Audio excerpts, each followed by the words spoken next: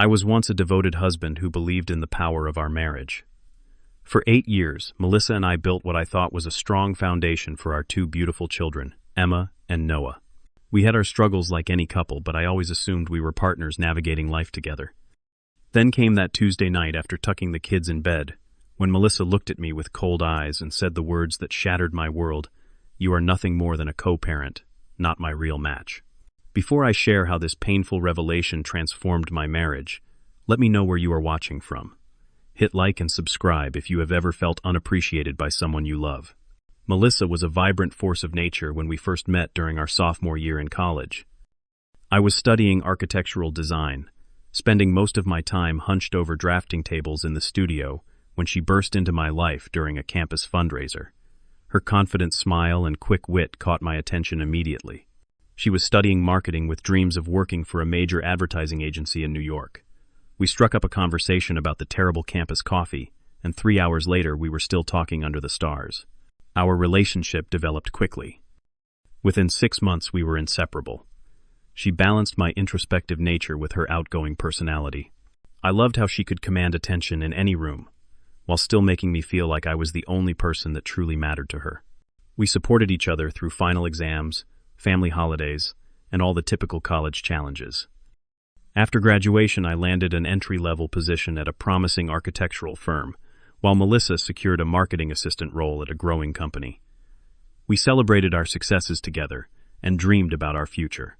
When I proposed after a year of working and saving for a modest ring, Melissa jumped into my arms with tears streaming down her face.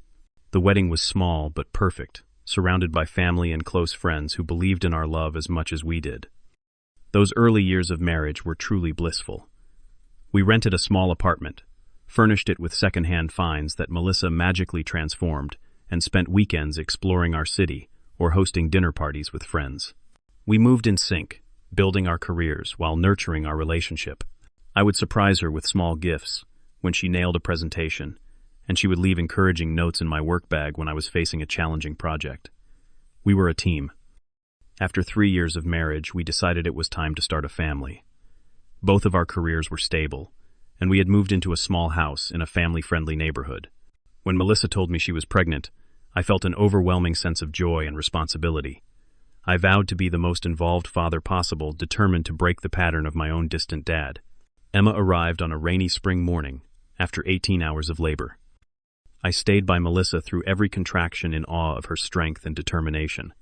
Holding my daughter for the first time transformed me. This tiny human with her mother eyes, and my nose became the center of my universe alongside Melissa.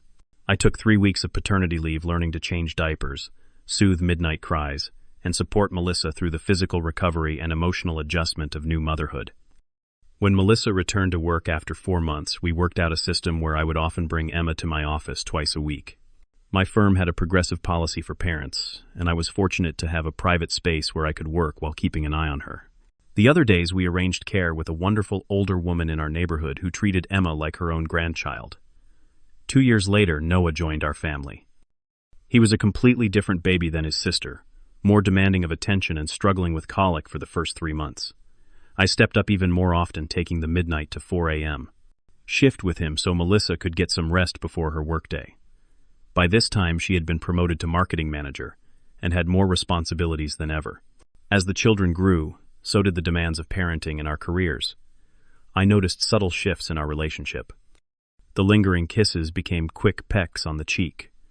Our conversations centered increasingly around logistics rather than dreams or ideas. Still, I made efforts to maintain our connection. I would arrange for my mother to watch the kids so we could have date nights. I sent flowers to her office on random Tuesdays. I left love notes in her planner. Melissa seemed to appreciate these gestures in the moment, but the warmth they generated faded quickly.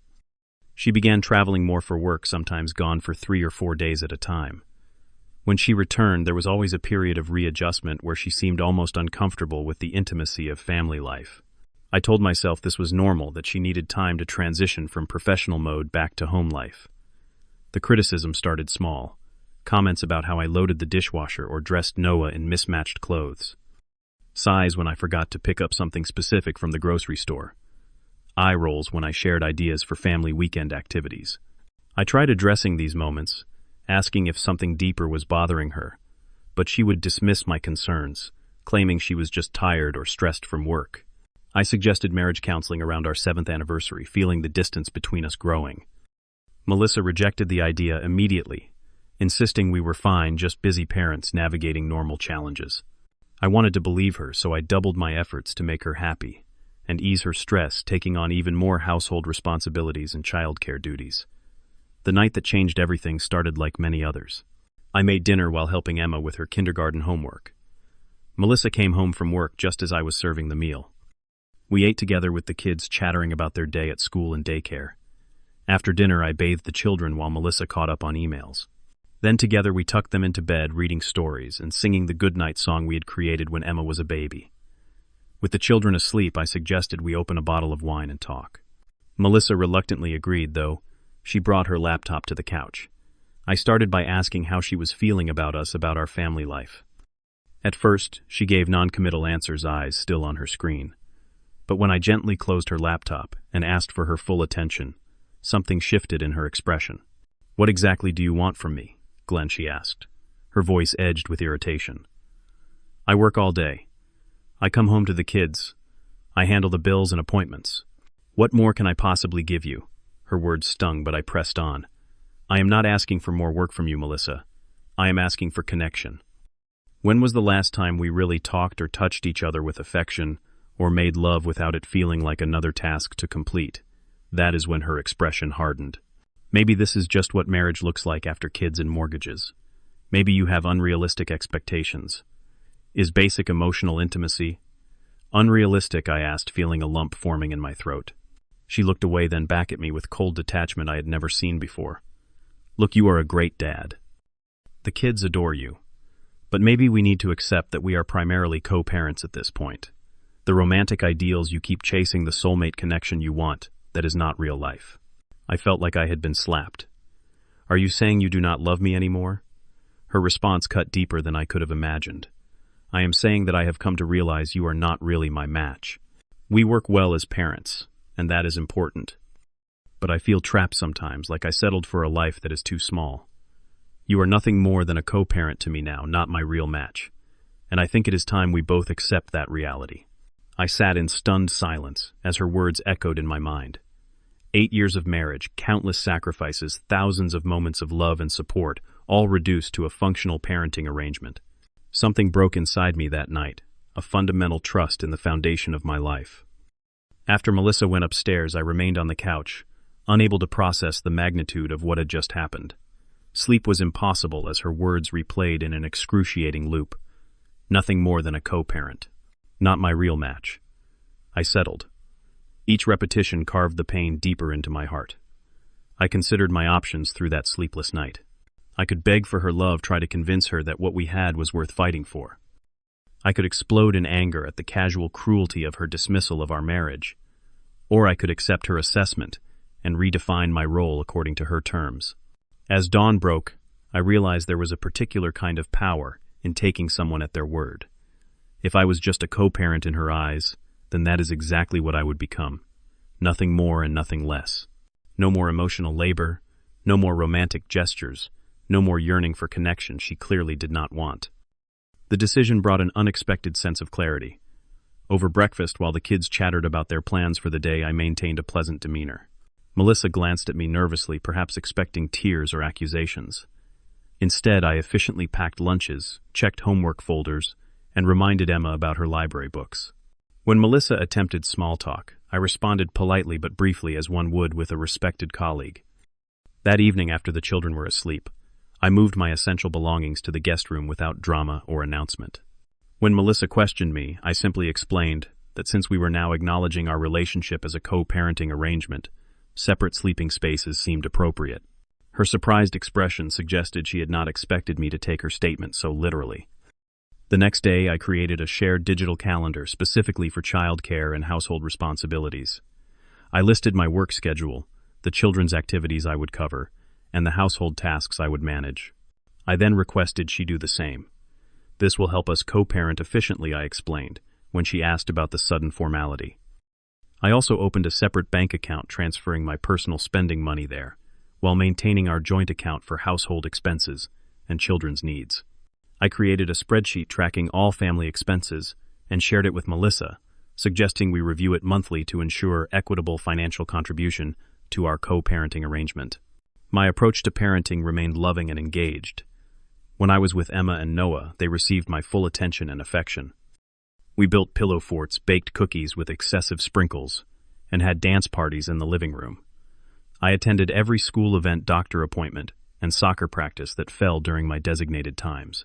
I documented these activities with photos not to share with Melissa as I once would have, but for the children's memory books.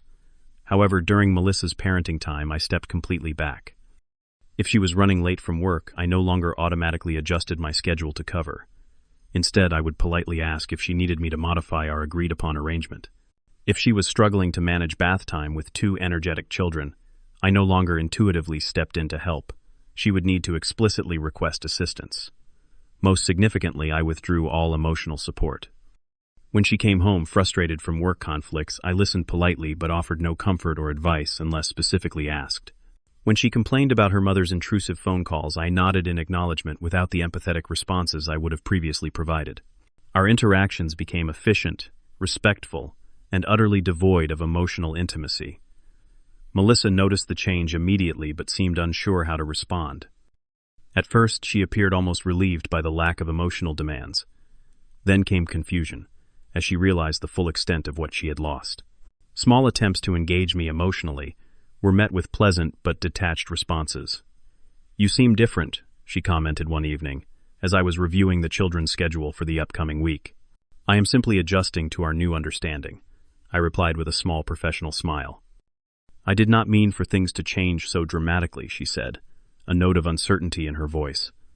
"I appreciate your clarity about our relationship," I responded. "It has helped me establish appropriate boundaries." Her frustrated sigh revealed her discomfort with my new approach, but I maintained my composure. In the past, I would have immediately tried to ease her distress to understand the emotions behind her words. Now I simply waited to see if she had anything specific to request regarding our parenting arrangement. When nothing more was forthcoming, I excused myself to work on a project deadline. The look of confusion on her face as I walked away without trying to resolve the tension gave me a momentary sense of vindication that I neither welcomed nor rejected, simply observed. As weeks turned into months, I established a new rhythm to my life. I developed a strict exercise routine, waking at 5 a.m. to run before the children awoke. I reconnected with college friends I had lost touch with, scheduling regular video calls and occasional weekend meetups when the children were with Melissa. I joined an architectural sketching group that met on Tuesday evenings, rediscovering a creative passion that had taken a backseat to family responsibilities. I found a therapist who specialized in relationship transitions. In those weekly sessions, I allowed myself to express the grief, anger, and confusion I carefully contained at home. Dr. Marshall helped me understand that my worth was not determined by Melissa's assessment of me. We worked through exercises to rebuild my self-esteem and establish healthy boundaries. At work, my renewed focus resulted in a promotion to project manager overseeing the renovation of a historic downtown theater. The challenge energized me, providing a sense of purpose and accomplishment that balanced the emotional challenges at home.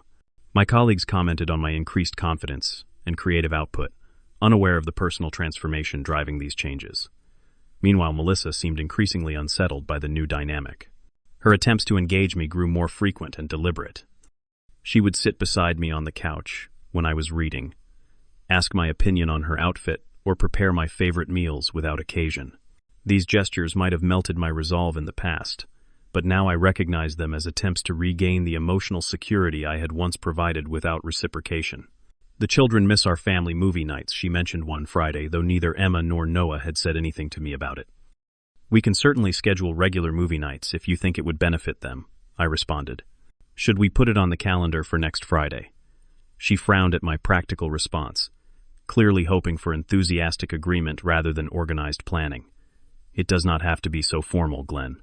I find clear arrangements help us co-parent more effectively," I replied, echoing her own words back to her. 3 months into this new arrangement, Melissa's mother came to visit for a week. Janet had always been kind to me, and I maintained cordial interactions during her stay. However, I no longer made special efforts to connect with her or accommodate her preferences, as I once would have out of love for Melissa. On the third day of her visit, I overheard Janet questioning Melissa in the kitchen while I was helping the children with a puzzle in the living room. "What is going on between you two?" she asked in a hushed tone that nevertheless carried. "Glenn is perfectly polite, but something has changed. He looks at you differently." "We are just going through an adjustment period," Melissa replied vaguely. "This feels like more than a phase, honey. Have you two considered talking to someone?" Melissa changed the subject, but later that evening I caught her watching me with a troubled expression as I read bedtime stories to the children, laughing at Noah's attempts to roar like the dragon in the book. The following week, Melissa planned a special family dinner, preparing an elaborate meal, and even setting the table with the good dishes we typically reserved for holidays. After the children were excused to play, she poured 2 glasses of wine and attempted to initiate a conversation about our college days. I participated in the reminiscence politely, but without the emotional engagement she seemed to be seeking. When she reached across the table to touch my hand, I allowed the brief contact but did not return the gesture. "Do you remember our first apartment?" she asked, nostalgia heavy in her voice. "How the bathroom door would stick and you fixed it with that ridiculous temporary solution that lasted until we moved out." "Yes, that place had character," I acknowledged with a small smile. "We were so happy then, were not we? Just starting out, figuring things out together." Rather than agree automatically as I once would, have I considered her question seriously. We were younger and had different expectations. Life was certainly simpler. Her face fell at my measured response. "Glenn, I miss you," she finally said, vulnerability breaking through her usual composure.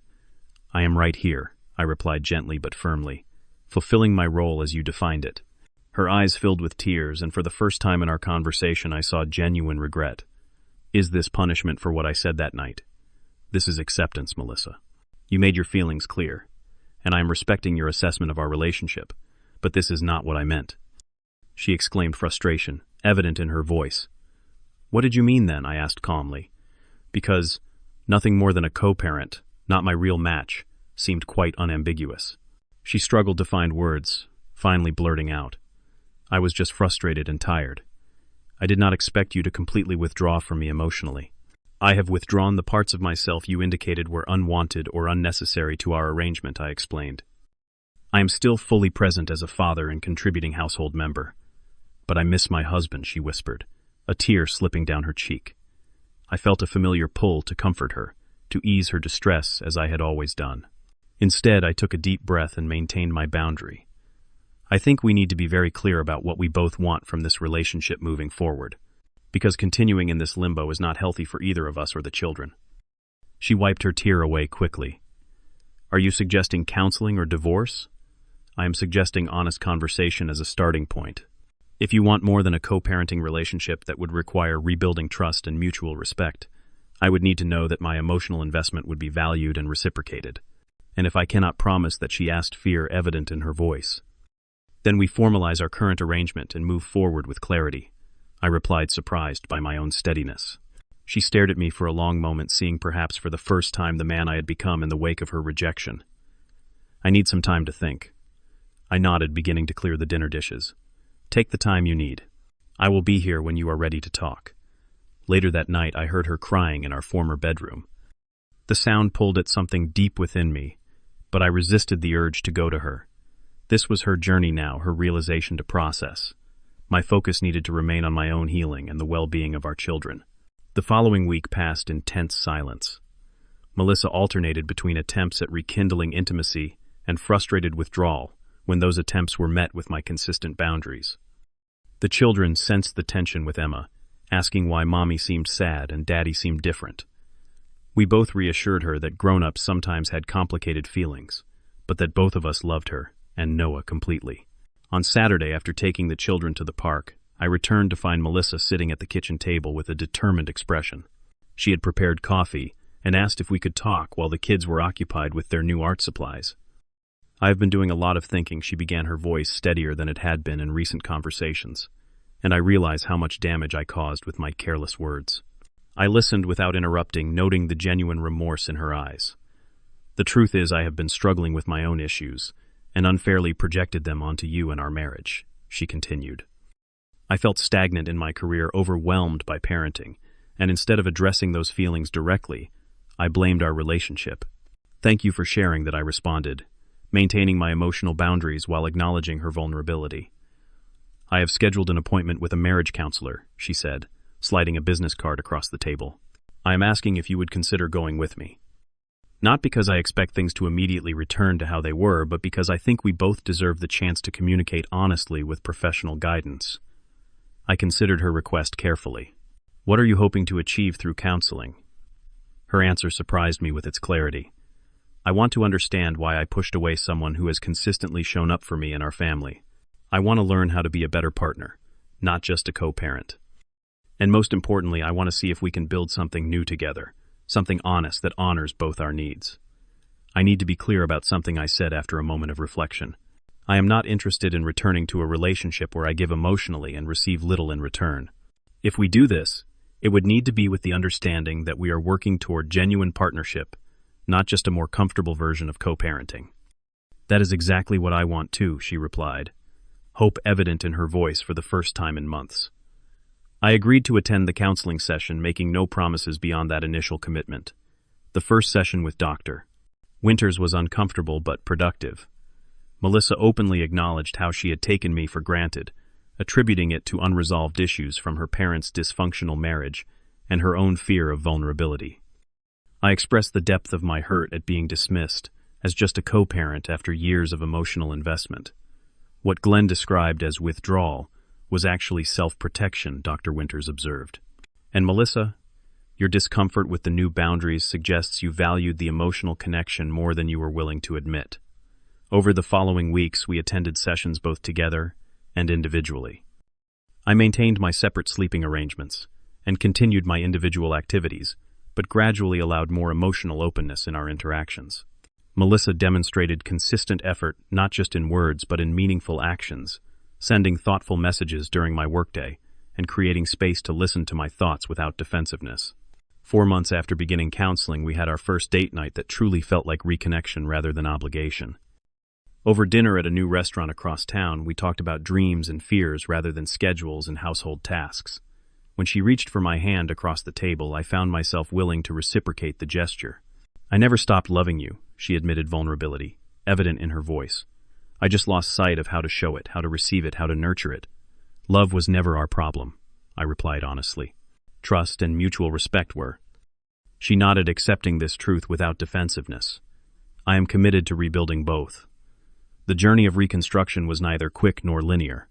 There were setbacks and difficult conversations. I maintained many of the boundaries I had established, recognizing their value to my well-being regardless of our relationship status.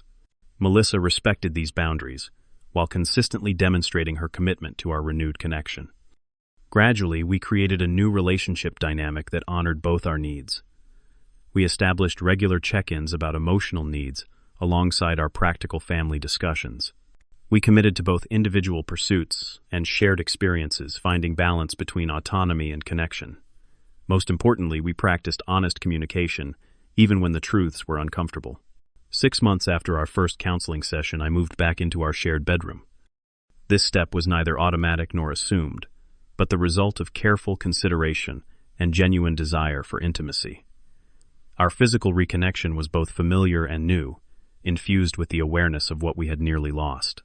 The experience transformed me in ways I never anticipated. Through the painful process of establishing boundaries and reconnecting on new terms, I discovered my own strength and worth, independent of external validation. I learned that self-respect must precede relationship health, that love without mutual respect creates fundamentally unbalanced connections. Most surprisingly, I found that sometimes the breakdown of what we thought we had can lead to something more authentic and sustainable. Melissa and I will never return to the somewhat naive couple we were before her painful words. Instead, we have built something more honest, a partnership grounded in conscious choice rather than assumption or habit.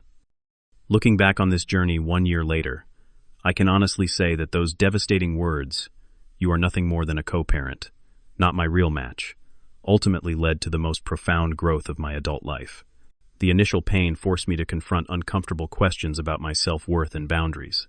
The process of rebuilding required both of us to examine patterns we had blindly accepted and expectations we had never clearly communicated. Today, our marriage is stronger not because we returned to what was comfortable, but because we were willing to move through extreme discomfort towards something true. Melissa has grown in her capacity for emotional presence and appreciation, while I have maintained the healthy independence I discovered during our separation. Our children have benefited from witnessing honest growth and reconciliation. We have been age-appropriately transparent about our challenges, modeling that relationships require constant care and communication. Emma recently commented that she likes how Mommy and Daddy talk about feelings, even when it is hard, an observation that filled both of us with quiet pride.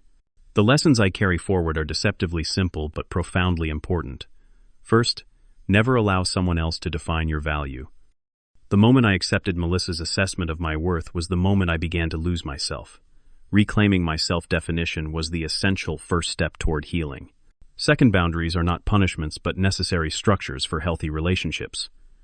By clearly defining what I would and would not accept, I created the space for genuine change rather than temporary appeasement. Third, sometimes losing what you thought you had opens the door to something better than you imagined. Had Melissa never spoken those painful words, we might have continued in our pattern of disconnection, indefinitely functional but unfulfilled. Finally, and perhaps most importantly, love is a choice that must be actively made each day through consistent actions and presence. The romantic notion of effortless soulmates can actually undermine the beautiful work of choosing each other repeatedly, especially when that choice becomes difficult. If you have ever had someone diminish your value with careless words, know that their assessment does not define you. Sometimes the most powerful response is not emotional reaction, but calm reclamation of your worth through actions and boundaries. And sometimes the person who hurt you may be capable of growth if you create the space for them to truly see the consequences of their words. Has someone's hurtful words ever pushed you to make positive changes in your life? Share your story in the comments below. If this resonated with you, please like this video, subscribe to the channel, and share with someone who might need this message today. Thank you for joining me on this journey of heartbreak and healing. Remember, your value is inherent, not determined by anyone else's limited perspective.